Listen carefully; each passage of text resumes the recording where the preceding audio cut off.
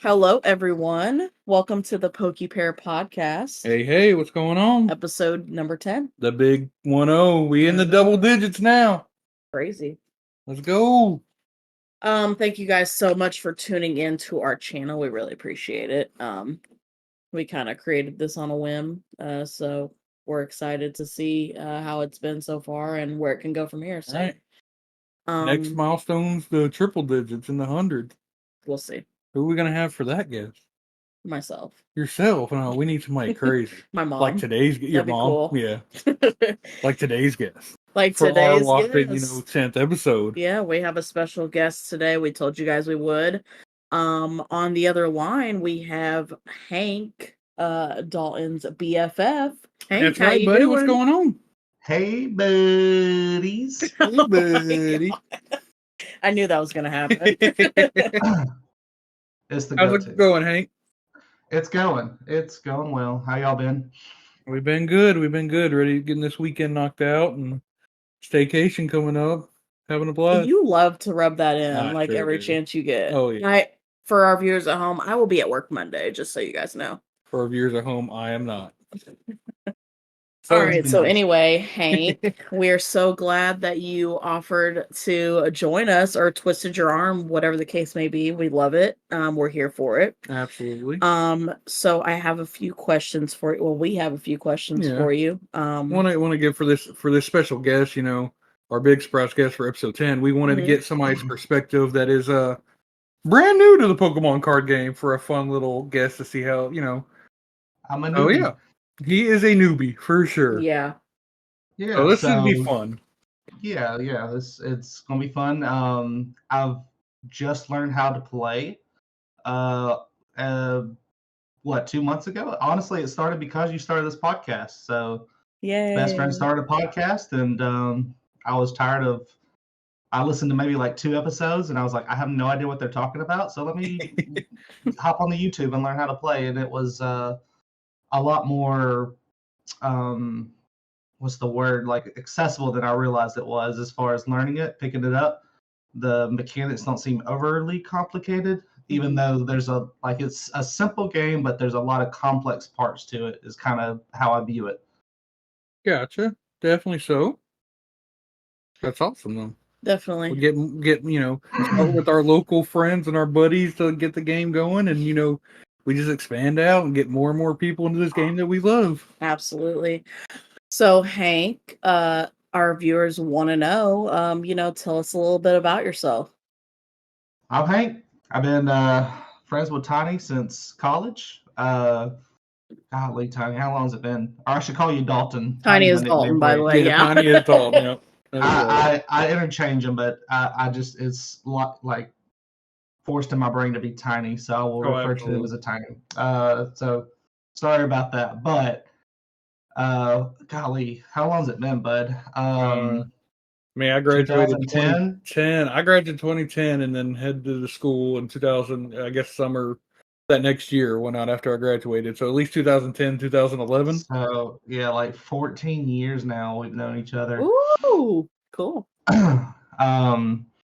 So, and I don't know, we didn't really start off best buds, but we were in the band together and marched. I knew Tiny was my nerdy buddy, and I was much more of a sports guy back in the day, and still am to a degree. But we really started hanging out about 5 years ago, and over time I've corrupted you to the nerdy person you are. Yep. It's so crazy. It's like weird how it's pick and choose of what kind of nerd fandoms I'm a part of. Like you've somehow got me into like wrestling fandom to a small degree. Oh no. But he never cracked me on Marvel. I never got into the MCU or anything like that. But now I'm like really into Pokemon. But I never really got into Yu-Gi-Oh! When y'all were back into that. And then so it's really pick and choose. Definitely. Would you say if you could go back and see yourself when you were in high school, do you ever think your personality would have been this type, or did I have a good enough sway on your personality growing up that this is who you are now? Oh God, great question. I would say I don't know. I think it's just it's definitely twisted like what I like to make fun of. I've always been kind of a class clown. I think one of my biggest joys in life is to just kind of get under your skin about something. I know we always fight about, we would always fight about, for some reason it was always Batman. Like I would just make you so mad because I'd like bring up like canon and be like, well, Joker did this one time in a thing I saw, so it's canon. You get so bad. So, but yeah, and as far as Pokemon, I mean, I was a 90s kid, so grew up. I'm pretty sure the show is what first got me. Coming home after school and watching the anime. Yeah. Got really into it. And then, you started seeing kids at school with these cards. And I'm like, oh, I got to get into it. And my grandmother would take me to a card shop like every week. And she'd get me a few packs of Pokemon cards. We ripped them bad boys up. And she started helping me collect them. She was able to get into it to a small degree because she's like, oh, this is an investment. These are going to be valuable one day. That's right. And Tiny, as a matter of fact, you've seen that binder I have of all the first gen Pokemon from all that's back from the 90s. Bring that over. Yeah, we need to find that again. Yeah. I'm sure there's some hidden gems in there somewhere, but awesome. So, and then what else? I mean, I also love the N64 games. Yeah. Pokemon Stadium and that's a good Pokemon one. Snap. I was about to ask about Pokemon Snap. Yeah. Pokemon Snap. Oh man, that was such a great game. But then and then I just kind of fell out of it by the time I was in middle school, I'd say, and then didn't think about it. And then the next time I heard about it, they were like, "Yeah, there's like 7 generations now," and I was like, "Oh, I'm out of it forever." So, is your knowledge on Pokemon like gotten better? Have you like caught back up?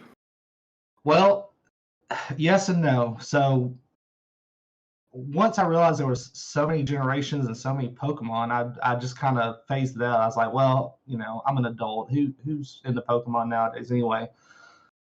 And then a little game called Pokemon Go came out. Yeah. And I didn't even jump on the hype when it first came out. It was a couple years later. My buddy Tiny here snuck my phone away and downloaded on my phone, made me an account, and then started playing that, and then kind of got really into Pokemon Go, and still am today. And so that's at least kind of been, and that's helped me learn a lot of the newer Pokemon that's come out. I wouldn't say I'm comfortable with anything past like after the first couple generations.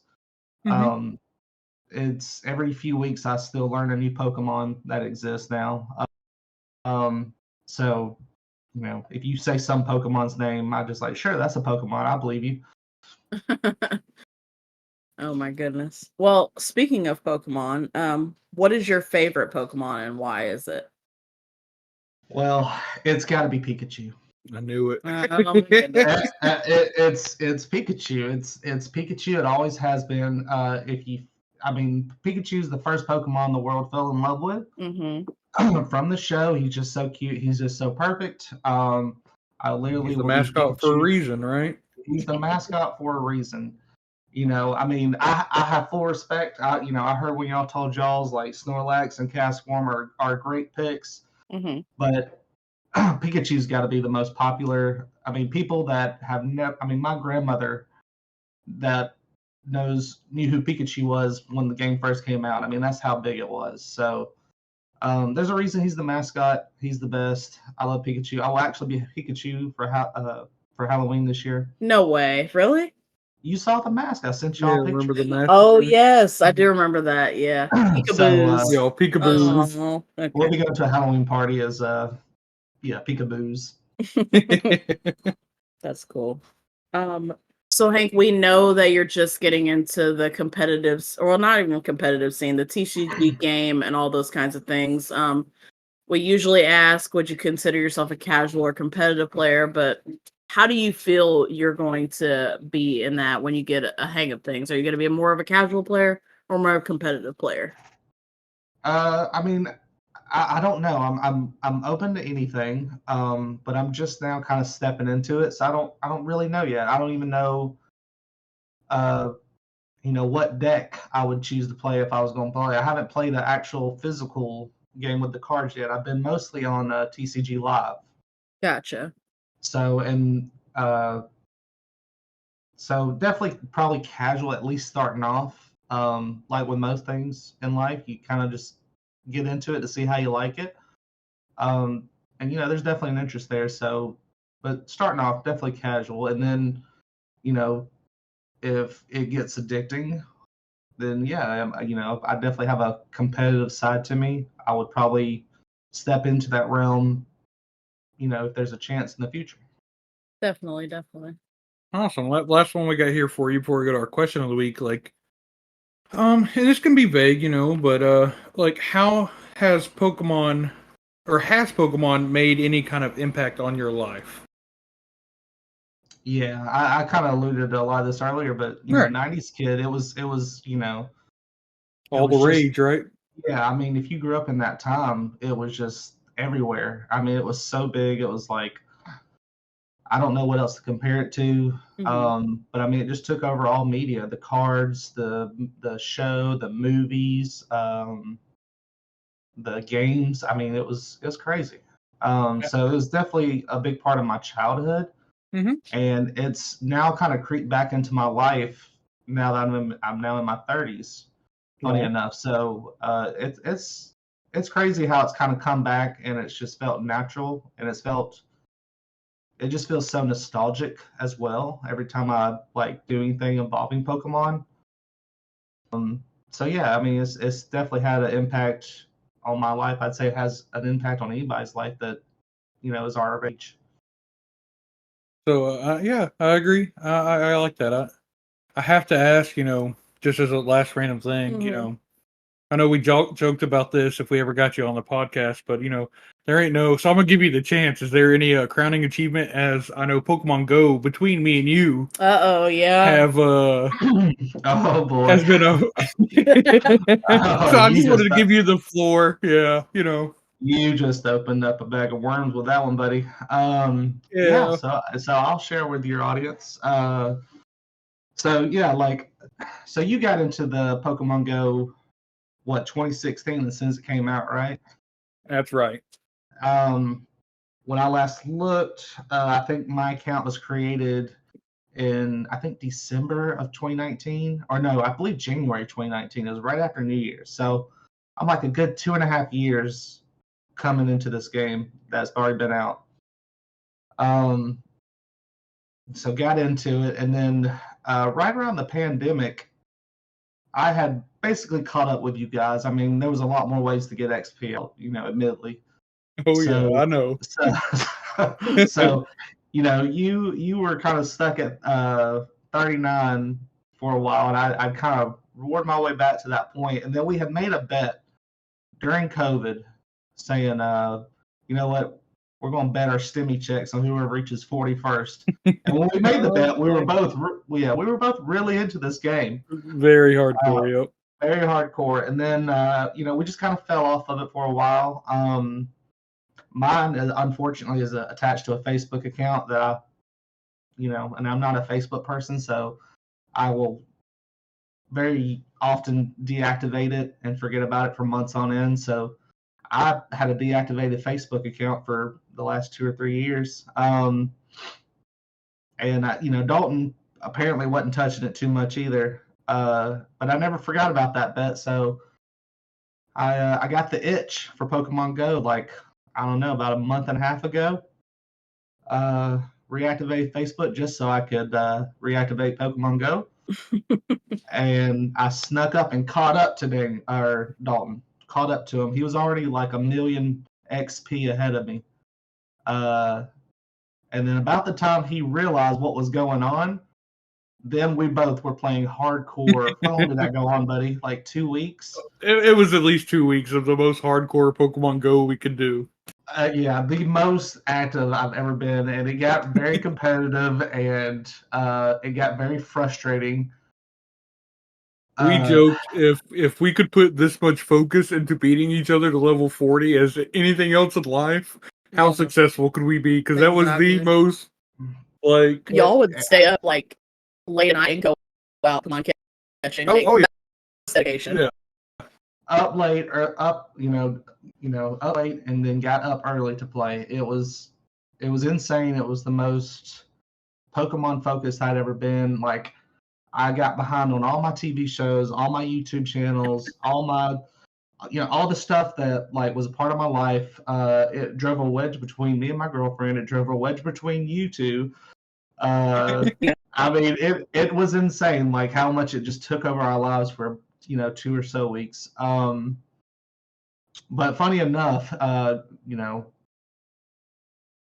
right at my birthday, it was last month. It was right on my birthday. Pokemon gods decided to bestow upon me level 40 and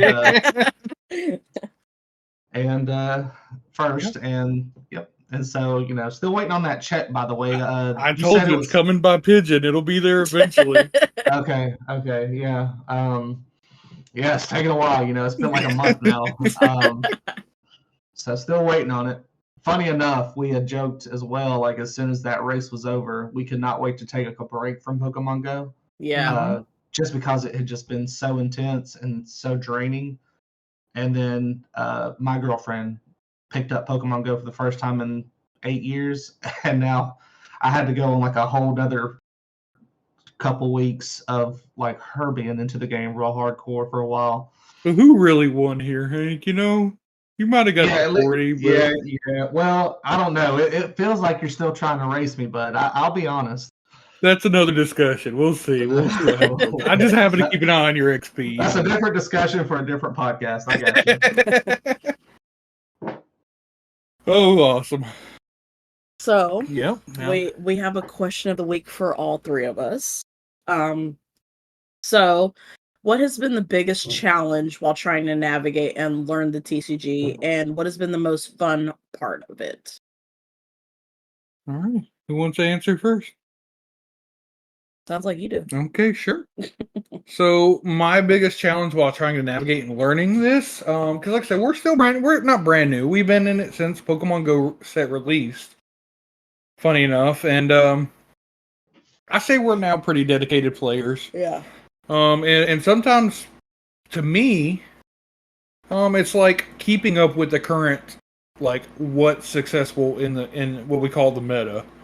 And, like, what is the best decks to play? There's always a group of decks that are just really, really good and get really good results. Because, when I first hear about it, or, when we first started, I have a mentality. I've played card games before, like Yu-Gi-Oh!, like Hank said. So I kind of know that, but at the same time, it's like, you also understand, like, you just can't make, say my favorite Pokemon, I know it's Snorlax, but say it's, Castform, I don't know, something like that. The best Pokemon. Yeah, but like, just because Castform is my favorite deck, I can't necessarily make a Castform deck because it's not going to be very viable at all.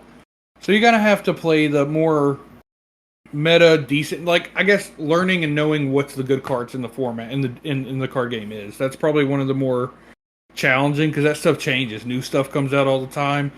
Better cards come in, old cards kind of move out. And then... one of the most fun parts for it is obviously the satisfaction of taking all that and winning and doing good. You have a good,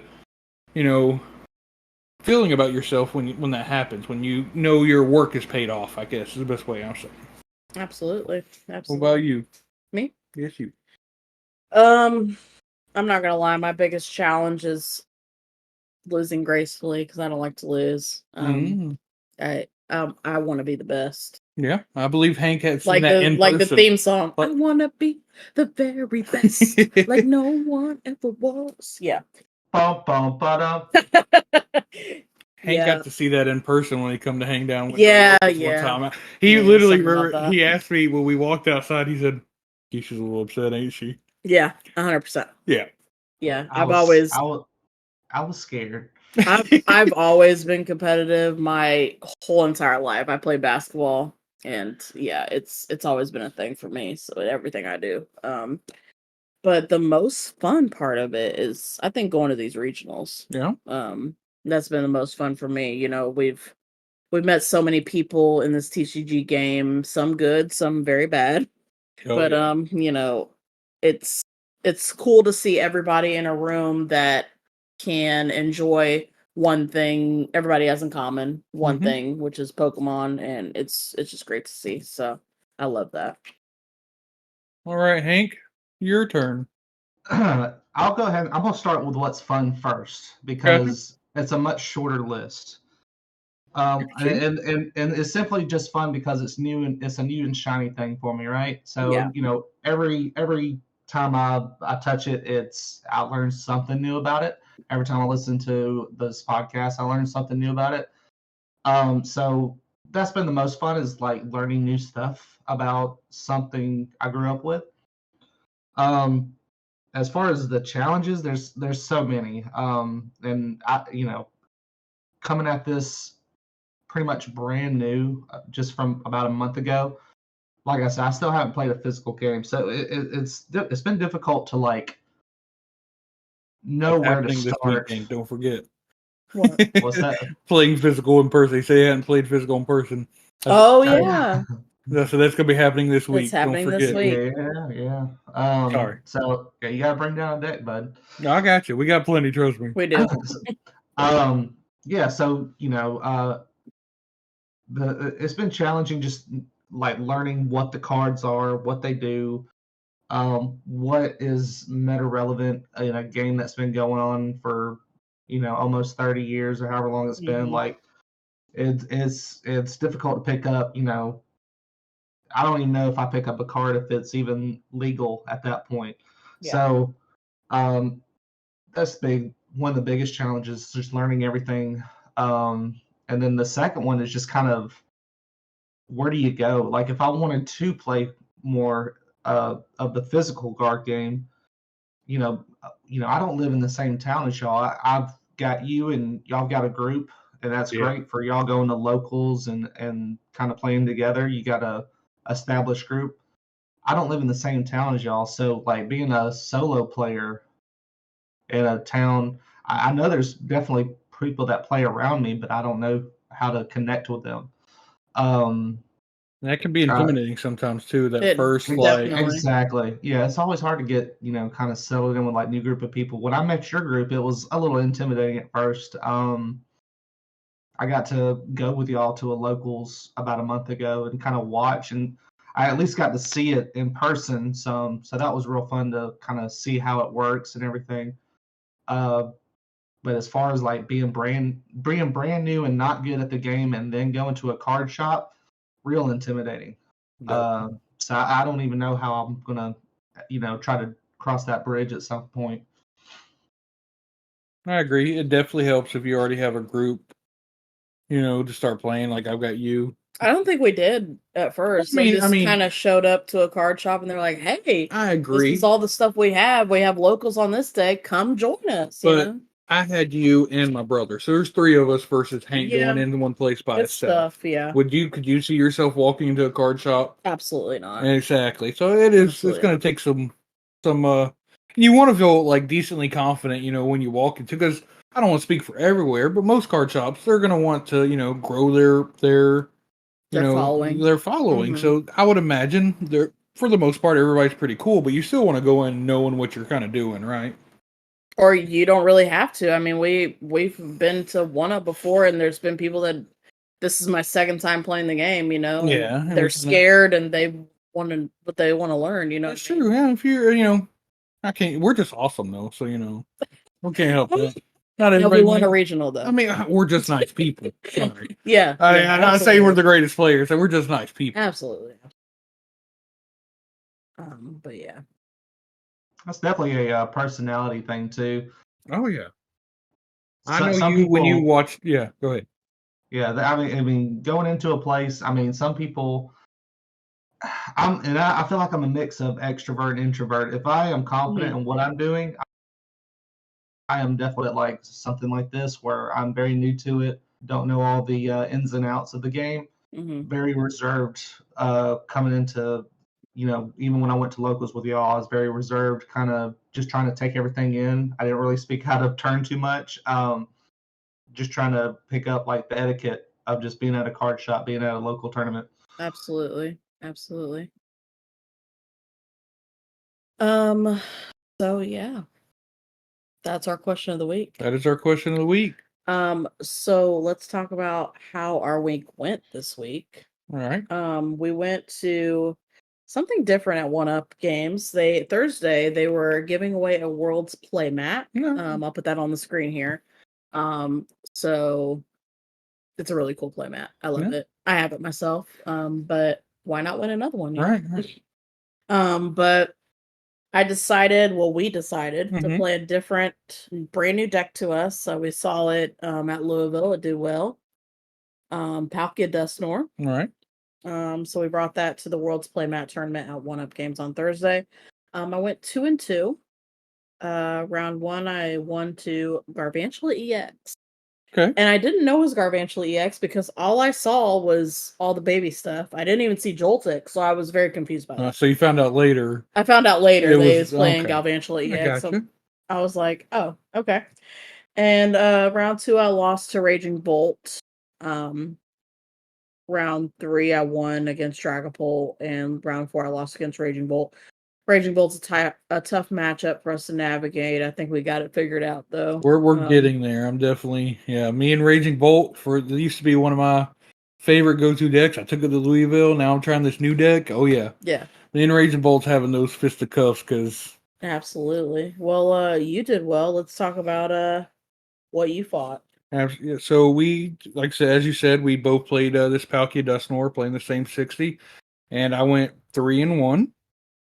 Round 1, I went up against Chen Pao. Got that W. Round 2, I hit Terapagos. He was a newer player, had been like a future Hank, newer player, had checked it out. He was new to the area and wanted to come see what it was about, and we were really cool with him, and we talked it out, and I kind of helped him. He would make this play, and he said, he knew what he was doing, but he was still kind of, do you mind if I take that back? And we're low key enough to be like, yeah, it's for the fun of it. It was for the World's Playmat. It was for World's Playmat. We go championship like cups or leagues. That's a little different. Yeah. To me, he's still local, but we got that win on the Terapagos deck. Round 3, I hit Dragapult. 2 undefeated people. This was for the playmat. For the playmat. And I hit the dang Raging Bolt, and I completely blew I was not well prepared for how I was supposed to go into that matchup, and I ended up using the Dustnors to, I popped the Dustnors a little too early and gave them prizes, which ended up letting them make the comeback against me. So, I learned. Yeah, that was Thursday for us. Hank, how was your Thursday? Alrighty. I'm just kidding. Caught a shiny Zubat on Pokemon Go, and that's about it. So Sunday we had a league challenge I forgot about. Sorry, 1UP. Yeah. I dropped the ball. My bad. Oops. Bad. So I decided to play Miraidon because I was like, there's about to be a lot of Palkia. I'll play Miraidon, I'm good. Nah. I went 2-2. Palkias? I didn't at all. Oh, that's why I'm like, oh crap, I should have played something. I think else. I was the only Palkia there. Yeah, I think so too. Yep. So I went 2-2. Round 1, I got the bye. W. There you go. Right. Free win. Round 2, Raging Bull, I lost. Just a very difficult matchup for me. I had the Blood Murder Saluna ready to go for the win, but he had Luminion in hand to be able to Sada and get what he needed. So yeah, Raging Bull's been playing Luminion in the deck. Yeah. I don't get it. But I get it, but I don't get it. Help to get that Sada. Please stop doing that, Raging Bull players. Don't do that. No. Round 3, I hit your brother with Lost Box, and I lost, of course.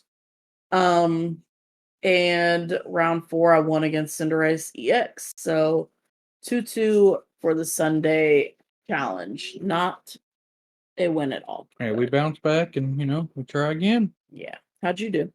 Well, I kept rocking with the Palkia Dusknoir. That's what I should have done. I mean, I'm feeling more and more comfortable with the deck. I'm learning. It's now about a week and a half under my hands of me playing it. So I went 3-1. Came in second place, so that's a whole 12 points for championship points for me.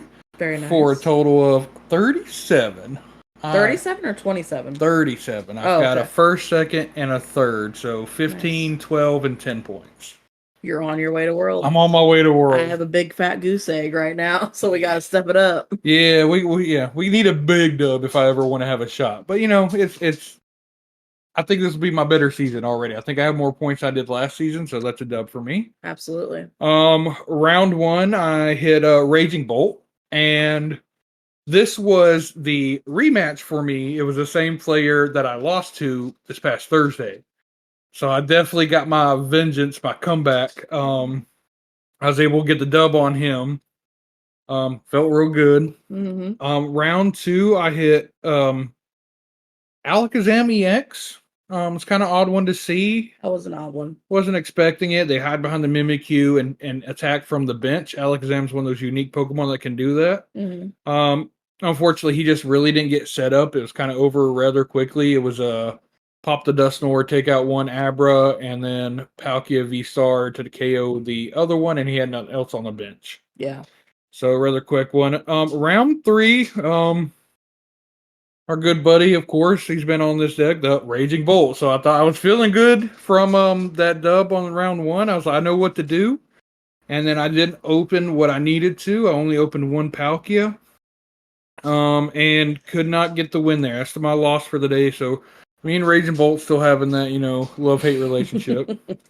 And then round 4, when I was like, okay, I've already had 2 Raging Bolts. Let's see what I get to go for round 4. Give me something different. Another Raging Bolt. Another dang Raging Bolt. Oh my gosh. But I did manage to get this one successfully done. So that put me at 3-1 to give me that second place. Very nice. Very nice. We had a jam-packed week. But we're on to the next week. That's right.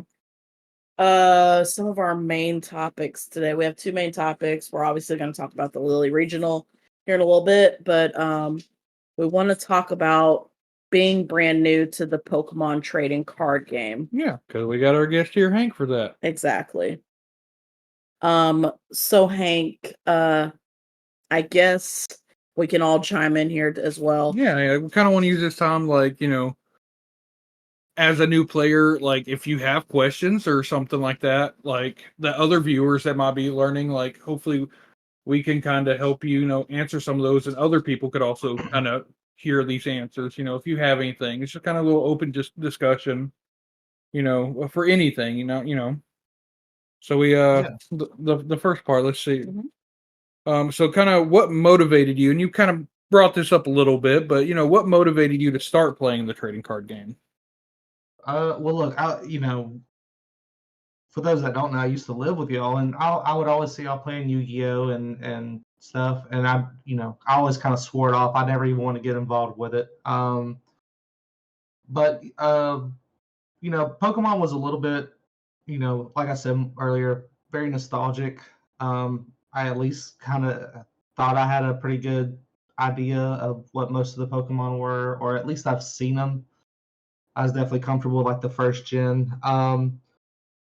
And yeah, y'all starting a podcast and me wanting to be supportive also kind of had a role to play. And I better learn what they're talking about, just so I could learn a few of the terms. And when you talk about what you did this past week, I have at least a basic understanding. And that was honestly kind of the motivation for me to at least learn it. As I did learn it, it got more interesting. So now the motivation is, that, and then also I also would like to start collecting. I sent y'all a text a few nights ago. I actually started buying a few packs. I knew it happened soon, buddy. Yeah. So you never told me. Did you get any hits? There was some holographics. Now I can't remember what they were, so probably nothing crazy. I know there was a reverse holographic Pidgey. Okay. but I will, we'll discuss that off air. I'll ask you because I'm not really sure. I don't have them with me at the moment. Sorry. I don't have them with me at the moment, so I'd have to go back and look and see what I pulled. Nothing crazy, I don't think. No Charizards. No Charizards, huh? No No Charizard. Charizards. What packet was it you opened? Do you remember the name of the pack? Oh God, no! I already threw it away. I know one of them was Obsidian Flames. I saw. That's what it was. They were both. I bought two packs. We went to this little Five Below shop, and they had Pokemon cards at the registers, and we're just like, let's do it. Nice. So we, it was on a whim, and it was fun to like open a pack. It was very nostalgic. So, but yeah, it was. What'd you say, Big O? Obsidian. Obsidian Flames. Yep. Yeah, it was that. They had a few different options, and I didn't even know, what was the best choice. I did look for Stellar Crown because I've been hearing y'all mention that, but I did not see a Stellar Crown pack there. It was that and something else, but I can't remember what it was. Gotcha. Well, we'd live to open another pack, That's right. That's right, because there ain't no better feeling, like, especially once you start realizing what the big hits are. Oh yeah, I love opening packs. Oh, it's so addictive. And then once you get that first one.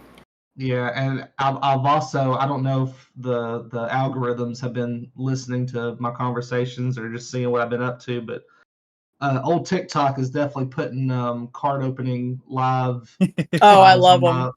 Yeah, and now, I think it was because I watched Keisha on Whatnot one time, and then they just started pushing that to me, and then I've fallen asleep to watching those like at least 2 or 3 times in the last 2 weeks. So I love that. it's Pokemon has slowly taken over my life, and now with getting into the packs, it may start slowly taking over my financial situation as well.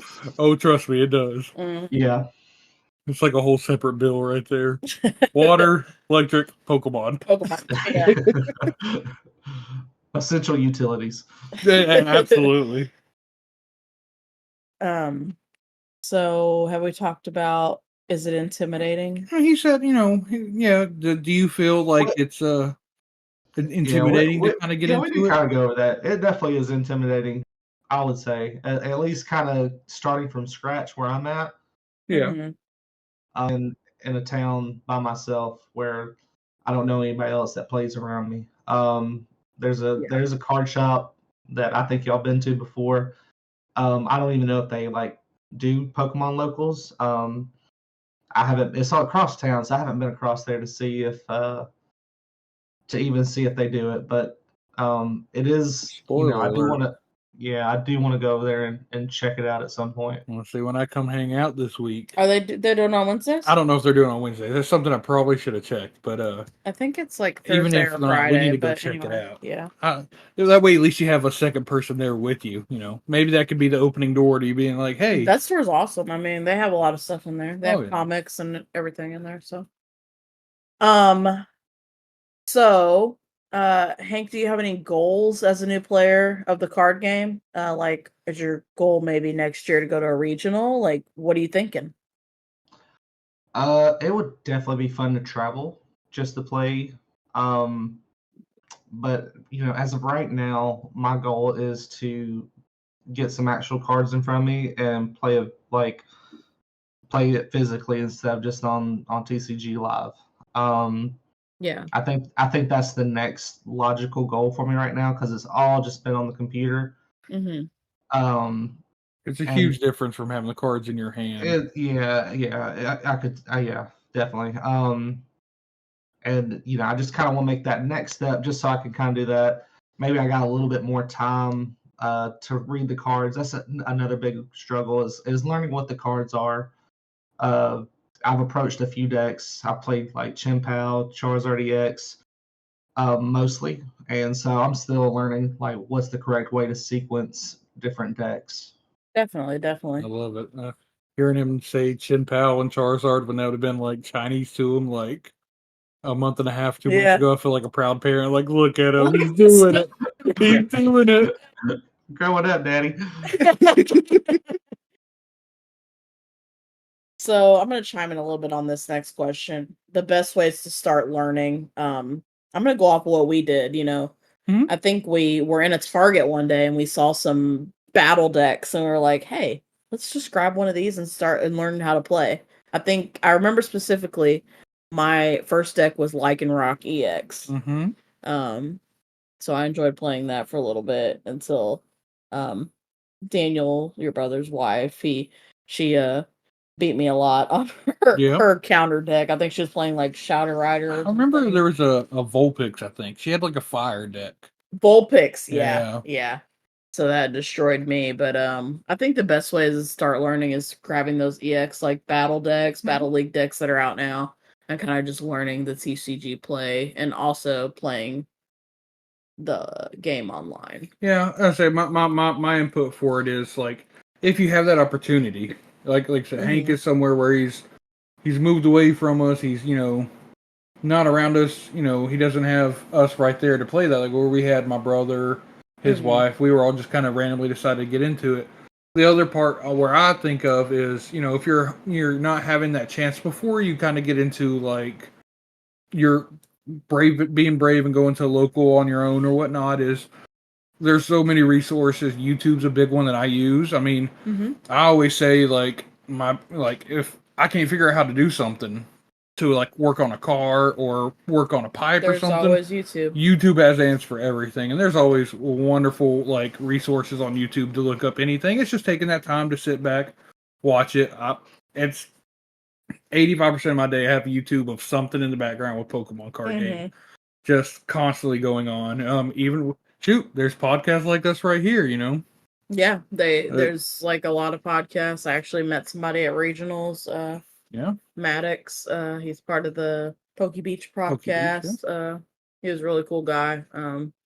They do podcasts as well, so everybody's out there doing their own thing. And then that's when you have like live that you could try it on your own a little bit. It's kind of I get where Hank's saying like it is better when you have the cards in your hand because you don't have that little timer in the game. I really wish they would fix that somehow to let like new people actually sit there and read the cards. Read the cards. Give them don't make them feel under pressure to make a move. I wish there was like maybe like a training mode or like a.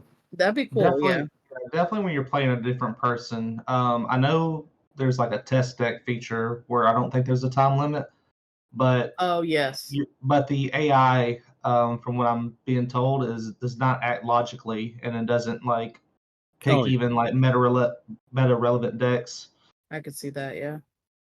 So it's almost counterintuitive to even do a test deck on TCG Live sometimes. Oh yeah. I feel like if you were to because we could hook up and play on live, but it's still timed right there. If it's somebody with a buddy, there needs to be like a certain mode where you could turn that timer off because you're already it's not affecting your rank in any way. No, when you're playing one-on-one with somebody, you should have a way to turn off the timer. That way, if you're trying to teach somebody or anything like that, could help with people that coach and stuff like that. And there may be some other stuff that we just hadn't discovered yet. But something we could always look into, but something I wish live could do. Absolutely. It would definitely be helpful. Other things also, Limitless. I know we've preached that Limitless, a bunch. Yes. Where I was talking about, like, if you want to kind of know the more meta-relevant decks instead of playing, Cast Form or something like that. Hey. I know, I just keep bringing Cast Form up. There ain't no good Cast Form deck at all. Not yet. Not yet, sure. Is there a good Pikachu deck? There might be. There might be coming up. Yeah, in November, right? Yes, in November. This next set that we have coming out, there is a new Pikachu EX that is. I wouldn't say it's going to be a deck on its own. It'll be paired with something else. But yeah, being in a Lightning deck itself, I think it might be good. Now, maybe we haven't had it yet to test it out yet, so we're definitely going to play around with it ourselves. Yeah, this is what gets Hank in it. He's got the big old Pikachu. There you go. Oh yeah, I love Pikachu. But I would also say community, finding a community, not just online community is kind of what I'm referencing. I know y'all have referenced y'all are kind of in the Twitter space a little bit with Pokemon. I'm not a very big Twitter person, so I have not even really tried as far as Twitter goes. I am a little bit bigger on like Reddit, so I definitely have gotten a couple TCG Reddit or subreddits in my profile now. So like any kind of community like that where there's different people put their input in, just Reddit kind of helps you, especially like just understanding the culture around it. Sometimes like just the humor around it seems a little bit different than other things I'm into. And I'm sure Twitter has some, semblance of that as well, but online communities huge. Yeah, definitely.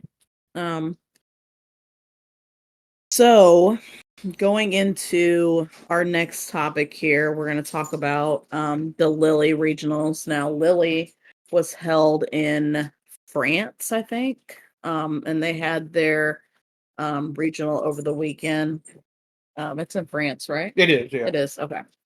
So we're looking at the day one analysis here. And Hank, at any point, we'd love to hear if you have questions about what we're going over or anything. We try to answer any questions best we can, because I know you might not have any input, but we'd love to hear any kind of questions that somebody new to like learning and hearing about this thing. I'm ready to learn. I knew there was a regional this weekend. I did not know where it was at. I didn't get a chance. I have watched the streams of the last two, or at least some of the stream. I did not catch it at all this weekend. Yeah, it came on at like 4 a.m. because it was in France. Yeah, they're a big time change over there. May have been why I didn't see it then. So definitely interested to hear. I'm always interested in hearing what decks were prevalent at regionals, just so it kind of gives me an idea of like, oh, that might be a good deck to kind of learn and figure out. Yeah, absolutely. So there was about 1,300 people at this regional. Kind of smaller. Kind of smaller, yeah. There was about over 2,000 people at Louisville, so definitely different. 15% of the meta on day one was Raging Bolt Ogerpon. Oh yeah, good old Bolt. Yeah, 10% Lugia V-Star, 10% Charizard EX, 8% Palkia and Dusknoir. Hey, that's our deck. Yeah, that's our new deck we're building.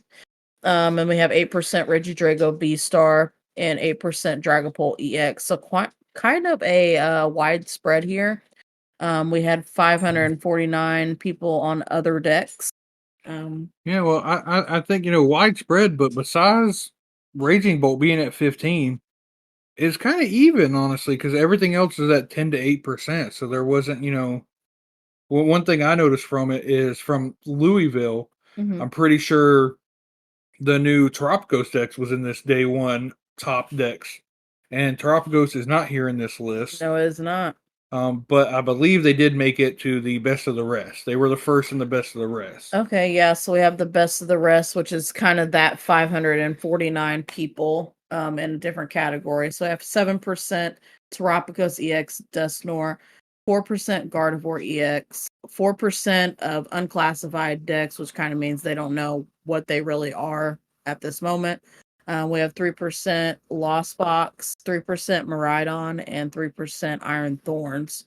So kind of a widespread there as well, besides the Terapicos Dusknoir. It almost made the cut at 7%. Yeah. That's the thing. It's like all these other decks were just a little bit more. So it's still there. Yeah. But not nearly as in numbers as it was for Louisville. Absolutely. So then we'll go over. So that was day one. Let's see what converted on day two. Day two, 16% Lugia V-Star. Wow. So day one had 124 players playing Lugia, and 18 of those people made it to day two. That's pretty good. Love that. That's a good conversion rate from.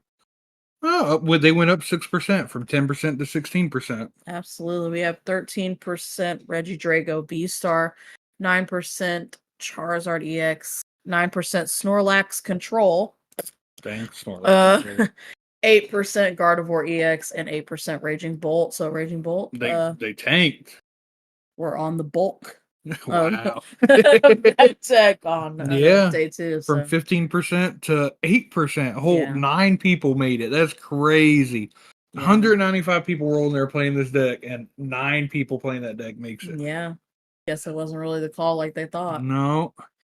So going on the rest of the Best of the Rest Day 2. 7% Terapicus EX Dusknoir, 5% Dragapult EX, 5% Lost Box, 5% Palkia Dusknoir, 4% Iron Thorns, and 2%. Hey, what is that? Goldango EX. All right. I'm telling you, I'm personally excited for Goldango. 2 people on there. Wow. Yeah, that's awesome. That is awesome. So after that, then that's kind of what the breakdown of the meta of what all was played. And then we're gonna go over kind of what made the top 8. So out of that, who all made the day 2? They play, I don't know how many rounds of Swiss it was, but then they make it into a top cut. And I believe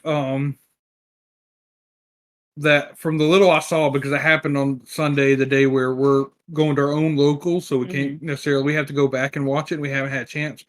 I think they had like a top 16 when we were talking about, I was telling you about that asymmetrical cut. Yeah. Because I remember seeing they said a top 16 match. So they had a smaller little like bracket before they got to this top 8, this final top 8. And the top 8 decks are 3 Ready Dragos made it into top 8. Wow. 2 Lugias, 1 Raging Bolt. One of those, how many in Raging Bolt made it? 9 people. One of those 9 people. Yep.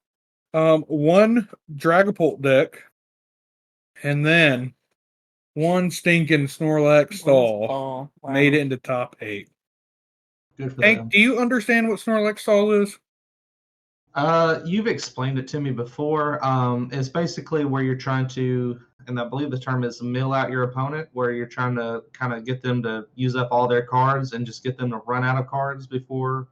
Yeah, and also one of Snorlax's abilities is they are unable to retreat. So they have to use a switch card, a switch, prime catcher, something that's gonna they're Force gonna them out use of the to active. force them out of the active. Because they're not able to attach energy and retreat. That's what Snorlax blocks. So it's not milling, but it's decking out. Because milling would be you progressively saying, like this card, when it attacks or does something, I discard from your deck. This is literally just stalling them out. You're trying to get rid of all their abilities or their resources to remove themselves out of the active. You usually trap up something in somebody's deck that cannot attack, and it's just stuck there. It is. From what I've heard, it sounds like this is the McCheesemo strategy. Yeah, absolutely is, and it upsets me because Snorlax is my favorite, and I would love to play it. I have all the Snorlax gear when I go anywhere, my Snorlax shirt and everything, but you know. So do you sit down in front of your opponent and they see your Snorlax shirt and think, "Oh God, please don't beat us"? Oh, it has absolutely happened. I've had my Snorlax shirt, my Van Gogh Snorlax playmat, my deck box, my little Snorlax plush. I'm that guy. I don't have him out all the time, but he was there. And I've had multiple people be like, oh, when I flip over, Raging Bolt, they're like, I thought this was Snorlax.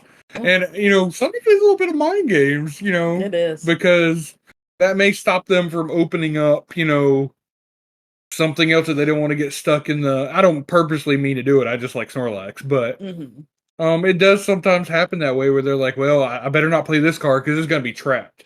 And then we flip over our deck and it's nothing near Snorlax, and I just am a big Pokemon fan of the big boy. Yeah. So that was our top 8. Who won it? It was James Cox with old Ready Drago V-Star. Wow. And I believe the top 4 was a Ready Drago mirror on one side of the bracket, and then the other side of the bracket was dang old Snorlax Stall and Dragapult. And Dragapult, yeah. And Dragapult got the win over the Snorlax Stall. And so the finals was Dragapult EX, which is cool because it's a newer still, I don't want to say it's newer, but a revived deck with the new ace spec and new cards from Stellar Crown versus Ready Drago still hanging on before their rotation hits. When's rotation happen? In March. Ready Drago will be no more because it will now go out of rotation. Yeah. So, it's getting its last few hurrahs here at the end of the year into next year. But yeah, Ready Drago V-Star is the Lil champion deck. Good for you, James Cox. Yep. Killing it, crushing it. Yeah, that was Lille. It's one of the European regionals, so we'll go back and watch it. We kind of focus a lot of times more on the North America regionals. Yeah. Especially if we can't make it out to it. But yeah, that was Lille Pokemon regionals. So our next topic here is we've got some product news, some breaking news, some things that are coming out that are going to be all the buzz. Yeah. So the first thing I have listed here is we are getting an EVEX card. Absolutely. This EVEX is a colorless Pokemon with 200 HP. It is a basic EX, so it is a 2-prize EX. Hank, again, anytime along the way, you got any questions, you let us know. Well, yeah, for this one because this is already confusing me. Say that again? I said, yeah, I'll definitely have a question, but I'll let you finish this sentence because I do have a question. I got you. Okay. So, it's another Terra Pokemon. This is getting released in the Terrestrial Festival, which is happening in Japan on December 6th. So we're having a Eevee set. I think it's called Eevee Festival. I could be wrong. Coming out sometime probably at the beginning of the year. But this EVEX is a Terra Pokemon, and it has the ability Rainbow DNA. And it says you can play Pokemon EX that evolve from Eevee onto this Pokemon to evolve it. So in that set, there's going to be, because we know Eevee's evolved into like Flareon, Glaceon, Umbreon, Sylveon. That set they're going to be releasing more evolution EXs, and if I'm not mistaken, maybe you can help me with this. Is this the first time I think in this kind of thing where we're getting that a EX can evolve into another EX? I think so. I haven't seen anything. Yeah, usually most of the time, like as far as unless there's something out, viewers let us know in the comments if there's anything we're forgetting. But I don't recall an EX evolving into another EX. So that was my question. Exactly. Yeah, I was like, how did the evolutions kind of play into this? Exactly. It's kind of crazy to think that it's just a slight new mechanic for the Eevees, and I guess they're focusing a little bit on the fact that Eevee kind of is the evolution Pokemon, so it's kind of a nice little twist to it. And then something that happens with this, because in the Pokemon game, you are allowed only 4 of the same Pokemon that has the same name. But with this, you can have 4 regular Eevees, non-EX Eevees, and then 4 EVEXs in your deck as well. So that gives you 8 Eevees that you can evolve, which is kind of like breaking the game a little bit. Yeah, I'm seeing here it'll be featured as a part of an English special set, Prismatic Evolution, which releases on Friday, January 17th. So you heard it here first, January 17th.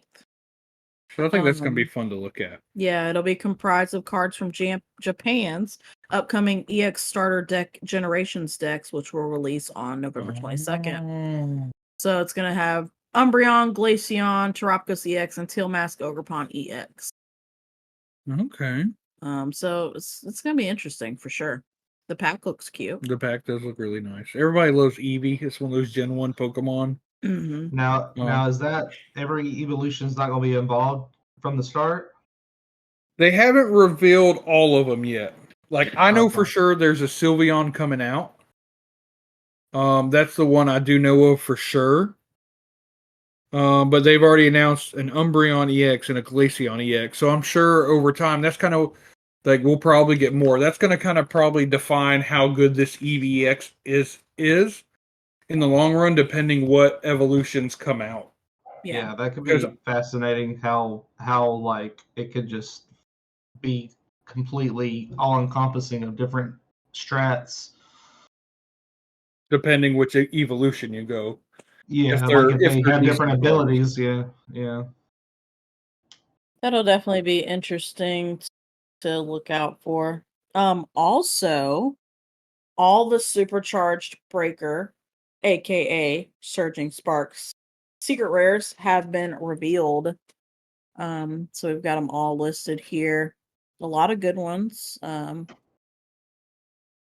Just go through and tell me, just one of your favorites that you're kind of most looking forward to. One of my favorites. Let's see. I think the Gold Knight stretcher is going to be very cool. Also the Durant EX. This is really funny. So like Durant's like a little ant. So they've got 3 of their different cards side by side, and it looks like there's a bunch of ants like going in a row, like just charging along. So that looks cool as well. Also, Hank, there is a gold Pikachu EX on here. Sign me up. And also the Pikachu EX illustration rare is on here as well. That's definitely going to be the chase card. Yeah, absolutely. A little underwhelming for me, but it's still kind of cute. He's in grass. He's a Terra. Very cool. Any that stand out for you? Oh, you took the one that I found really cool. The Oh, Durant. Yeah. Their artwork is like a Durant in the middle and a Durant butt at one side of it and a head at the other. Mm-hmm.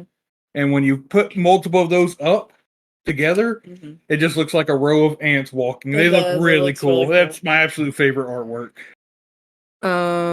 Let's see. I could probably think of one more that I like here. The Kecleon's really cool. He's like a chameleon. Yeah. So he looks really cool.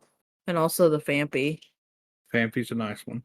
He's nice as well. And hello, we're getting this Magneton as part of the ETB box. Yeah, that looks really cool. So who else on here? Yeah, I mean, those are the main ones for me. Obviously I'm excited for the cast form to come out, but that is gonna be is it that stuff? Surging Sparks, yeah. Oh, it's weird that they didn't include it in that any. Yeah, that is really weird. Huh. Very weird. I hope it comes out next set. It better. Also, I found it cool that the Phoebus and the Melodic kind of connect together.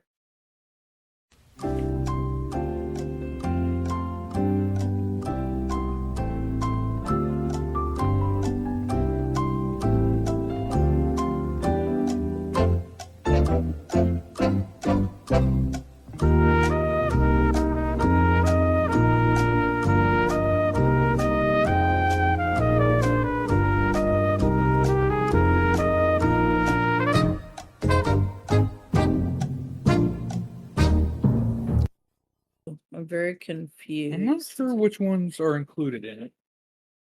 It is going to be $34.99. I did see that on there. Gotcha. But yeah, it's got dice. It's got a deck builder's guide. Yeah. It's a cool box. Okay, here we go. Trainer cards, 4 special energy cards, and 6 Pokemon, including 2 copies of Squawkabilly EX with the new art, 4 booster packs, 65 card sleeves, a deck builder's guide, 6 damage counter dice, 1 competition legal coin flip die, 2 condition markers, and a code for Pokemon TCG Live. But yeah, it's got pretty much everything you need to start building whatever you want as kind of a base. It gives you like the staples you really need. A few copies of at least 2 copies of most cards that are kind of, if you ain't got buddies like us that have multiple copies of everything under the sun. Last little bit here.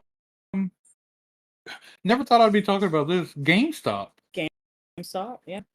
Just kind of neat little thing. I don't know if we're gonna end up trying this out, but for any collectors that like to get their cards graded, GameStop has started taking PSA submissions. They have indeed. I don't know how I feel about it because I know I heard they were taking in traded cards, graded cards, as like you could get credit or whatnot for graded cards. Also, I didn't know this. I'm just reading this now. Your Pokemon cards have to be valued at $200 or less. And it's $15.99 per card plus a $4.99 shipping fee, but that shipping fee is waived if you are a pro member. Okay. That kind of makes me feel a little better because I don't think I would ever send a card through GameStop that was over $200. Right. I think I'd rather package it myself because PSA, excuse me, is very particular on how you package things. So I would hope that they have looked at the YouTube video, realizing this is how you need to put it in bubble wrap, a couple different pieces of tape. I've sent a few cards here and there now, so I kind of know what I need to do for that. But this same tier cost is $14.99 through PSA. So GameStop is charging $1 more. So that's great. PSA, the same PSA tier requires a 20 card minimum and a membership. I did not know that. But yeah, so if you have any Pokemon cards that are valued $200 or less, Hank, so you need to look through that binder and see if you got anything good in there. That seems like a good deal, but I'd just be careful that they're sending them off right. I always feel weird about GameStop. They always irked me as a kid growing up. My, PS3 that I'd trade in and I get $10 credit for it. Oh, I know. It'd be so annoying. Yeah, that's why I could never imagine taking in some slab cards in there and getting like $1 or $2 for a graded 10 of, I don't know, anything, honestly. They're also selling PSA cards too, yeah, they right? are. Yeah, because they're taking in trades. Yeah. So, alrighty, that is our product news. Kind of a little bit of tidbits for this week. Next up, we have a little game for you guys to play. It's the guest showdown. Guest showdown. All right. Mano a mano, Hank. It would fall that it was me and your turn, or I guess my turn when the next guest approaches. And yeah. So this is how we're gonna do this. I'm going to describe a Pokemon to you guys. Okay. I will say the type it is, and I'll give a little description of it, and you will buzz in by saying your name or hey, whatever you want to say, and you'll guess that Pokemon, and we'll see if you're right. First 1 to 3 wins. Sounds like a plan to me. There we go. All right. Pokemon number 1. This is an electric type Pokemon. It is yellow and black in color, and it constantly discharges electricity, and getting close to it will make your hair stand on end. Yes. Is this Pikachu? No. Oh, I thought this would have been Pikachu. Buzz. Yeah. Is this Jolteon? Incorrect. Oh. Do we keep guessing? Is there any more hints that we got? He's a big fella. And Buzz. Yeah. Electabuzz. Correct. The big fella got it for me. I was right behind you with Electivire. All right. So 1 point to Dalton. That's right. Okay. This second one, this might be an easy one for you guys. This is a fighting type Pokemon and an intimidating Pokemon. And it pretends to be a tree. Buzz. Yeah. Oh God. Oh man, as soon as you said the tree hint, this is gonna be wrong. Pseudo-Udo? That is correct. Oh, okay. That is right. Yeah. For Hank. Yeah, suited to the tree. Okay. I did not realize he was a fighting type. Yeah, he is. Yep. Okay. In the card game. This is all the card game. This is where I get credit for this every time. This is where he is a rock type in the video game. He is a rock type in the video game, yes. But there's not rock type in the card game. So. Right. Okay. Here is your third Pokemon. This Pokemon is a psychic type in the video game, wanders through ruins, and used to be human and carries a mask. Buzz. Yeah. Yamask? Correct. There was a spotlight or something in Pokemon Go literally today or something made me think of that. Was it your mask? Yeah, it was your mask. I can't remember what it was. It was either today or yesterday. I think it was yesterday. All right, Hank, you gotta get this next one. All right, this Pokemon is an electric type Pokemon in the card game. Sucks electricity from outlets in homes, and its evolution is a spider. Buzz. Go ahead, Hank. Joltik. Correct. Oh my goodness. What? Why'd you laugh at the electricity from outlets? Nothing. Never mind. Okay. I was very confused. Okay.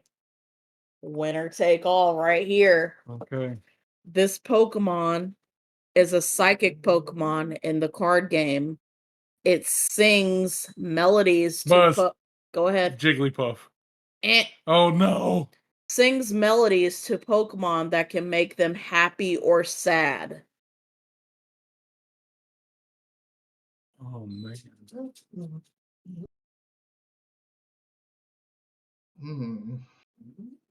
It has hair also.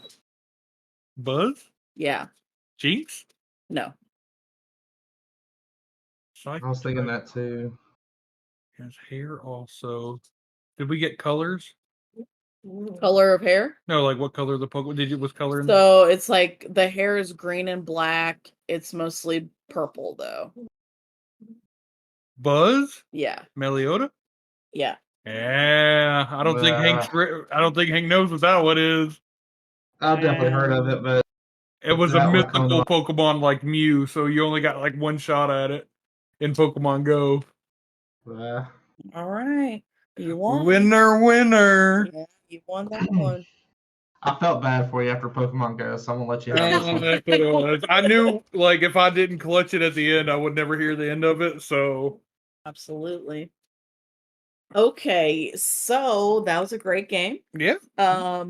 So we're moving into our card spotlight. So we let our guests choose the card spotlights usually, and Hank, you've chosen a different one here.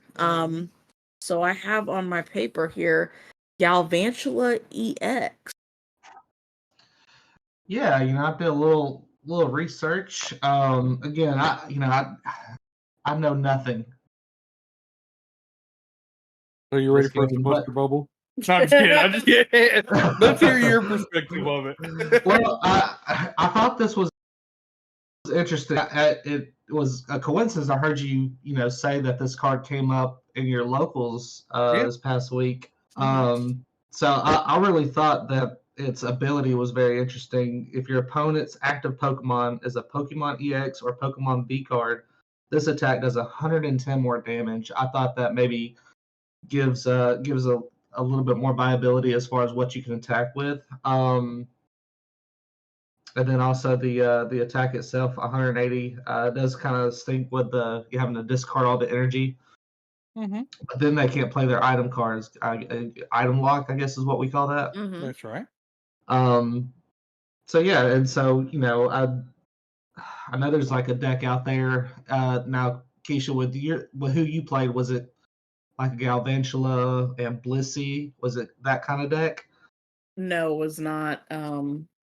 I can't even tell you what they. I know they played some Zorora cards, and it was a hot mess. I don't know what was going on. But I will speak on that because when this card got revealed, I did try the Blissey combo that you're thinking of, Hank. And I do want to say something. Maybe this is to kind of so you know further. Maybe it will kind of help you think about the. You said, like I said, I know you're new to looking at cards and stuff. Mm-hmm. That charged web. You said it was an ability. That's another attack. Oh, really? This Pokemon has two separate attacks. Yes. Ah, okay. So, because I agree. If it was 180 plus an extra 110 and item lock, that would be insane. Very.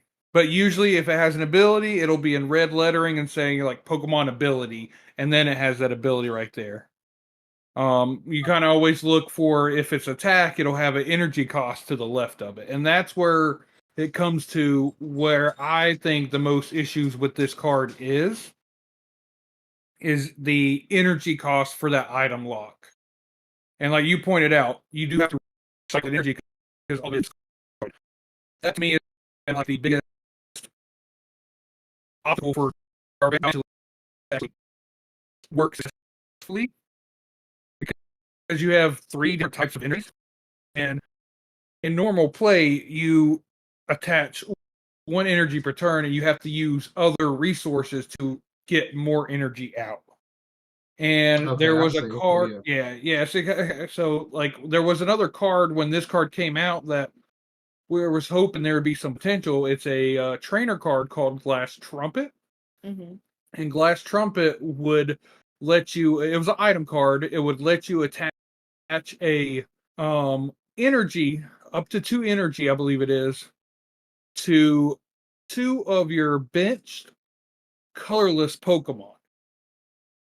So once you would attack, you would attach an energy for the next turn to kind of, this is how it kind of recycled with that Blissey. You would attach one of the 3 energies from your hand, use the Glass Trumpet to put the 2 other energies you needed to any of your Blissey EXs, and then your Blissey EXs, they're the ones that had an ability that was essentially what the card game. There's a card called Energy Switch. Blissey had that ability built in where you could energy switch one of your energies from that Blissey to another Pokemon.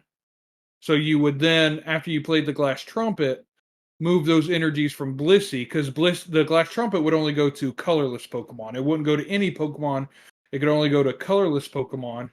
And then you would Blissey those energies to the Galvantula to recycle that attack. Because that's where Pokemon's made it balanced, because item lock is really good. There's Banette item lock right now in the meta that's doing decent, but it only costs 1 energy to attack, but it only does 30 damage. So they've balanced it a little bit with 180 is a lot of damage even on its own, including item lock. Yeah. So that's where like they've kind of balanced it out a little bit. Okay. Yeah, y'all can definitely see my weakness in being able to read these cards correctly. But that is still interesting. That's interesting looking, like the sequencing of the deck. Definitely. Yeah, because the deck list I had looked up had Blissey. I think there was a Maridon. So yeah, a lot of. So I thought it was an interesting looking deck, and I thought it was a cool coincidence that Keisha happened to play one this past week. I thought it was too, and the fact that we had Voltic in the guessing the game. Yeah, I do. A lot of. We on the big Spidey today, huh? I didn't plan that, but yeah. That was cool. Which, I mean, speaking of too, like Pokemon knew what they were doing. The Joltik that came out in this set also has an attack for, I think, just 1 energy. Yeah, 1. That when it attacks, it lets you put 4 energy, 2 grass, and 2 lightning to your Pokemon any way you like. So they kind of knew what they were doing. You can use that as a setup for your future Galvantulas and stuff like that. So there's potential. I don't want to say you had a good pick, Hank. I really do think so, because someone's gonna break it. Might be Hank. Hank, you look at this big spider and say, you know, I'm gonna be the person that does this. Oh, we'll get to brewing in the kitchen. There you go. Cool. And I mean, it's a lightning type. You know, is there that much fighting type in the meta right now? Because that's what it's weak to. So I mean, not right now. The only one that I think of specifically, just because I'm using it right now, is the Greninja EX. But other than that, I don't think. Oh no, that's a lie. We got Cloth in the format. Cloth is in the format. Cloth is a single prize fighting type. So I don't know. Maybe your time will come, Hank. We might have to cook up some Galvantula for you, because I have a whole playset in our binder that I had the hype to try to build this, and my heart was crushed when I got. It's just like it's a very combo heavy deck, and sometimes in Pokemon, the easier the combo to actually continuously keep it going, those decks kind of work out a little bit better, especially in the current format where things go so quickly. Definitely. Well, we'll stay tuned for Galvantula and what it can do in the new format. Walked out Hank's local hometown theme coming in with the big spider. Watch out now. You're gonna hold on to those items in your hand. So let's talk about our week plans this week. That's right, Darren. Staycation. I want you to I hope there's a big old flash of that. Yeah. Sorry. No, there won't be. Yeah, I know. So, we're talking about all these new cards. We have a Surging Sparks pre-release this Sunday at 1UP. I'm very excited for that. We love pre-release time. Love to get our hands on new cards. Hank, there's a perfect chance. I'm sure nobody knows what any of the cards do. They're all brand new cards. Pre-release puts everybody on a pretty basic level. As long as you have an understanding of, how the card games go, which, we're going to get that one this week when we're in person, Hank. Don't forget. Yeah. And, maybe that might be your chance to kind of ease in when, everybody's on a level playing field. But, we have one. What day was it? Sunday? Sunday, yep. And we'll then definitely hit that up. Yeah. Then we have our Thursday night locals on Thursday, obviously. So that'll be fun as well. Oh, yeah. I'll be coming back with a vengeance. Nothing else big this week? Nope. Nothing too crazy going on this week. The big thing is that Surging Sparks pre-releases going on multiple shops. So go check them out. They're always fun. Yeah, they're very fun.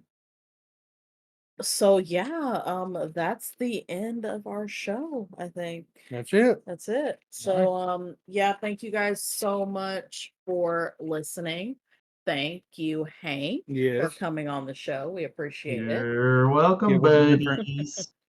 Give us a different perspective for our viewers. Absolutely. We don't want anybody, I like it. I like our guests. We have ranging, they're fun opinions and viewpoints from the card game. So absolutely. If you guys have not already, this is episode 10.